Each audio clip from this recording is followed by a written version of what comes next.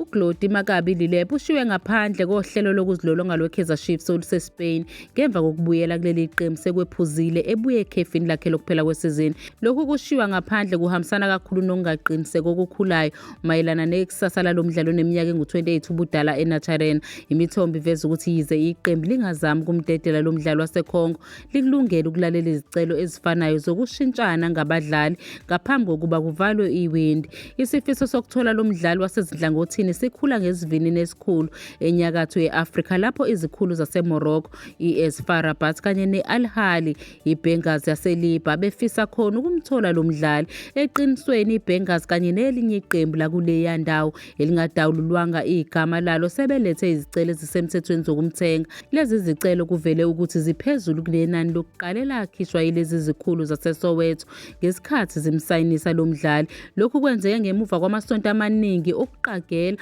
okwasusa uyena lo mdlali owayefaka imiyalezo eyindida ezinkundleni zakhe ze-Instagram. Yize lo mdlali angasahambe, iqembu lisesimene esiqinile sokuxoxisana ngenxa yokuthi inkontileka yakhe iqhubeka kuze kube ngu-2027 enethuba lokuyelula ngonyaka owodwa owengeziwe. Noma yiliphi iqembu elinalo uthando lokumfuna lo mdlali kuzodingeka lilethe isisindo sezezimali esigculisayo ukuze limthenge. Kusukela ajoyina leli qembu ngoJanuwari ka-2025, lo mdlali weqembu lesizwe lase-DR Congo usebe ngomunye wabadlali ababalulekile ekuhlaseleni njengoba efaka amagoli angu-15 wasiza kwamanye angu-5 emidlalweni engu-56.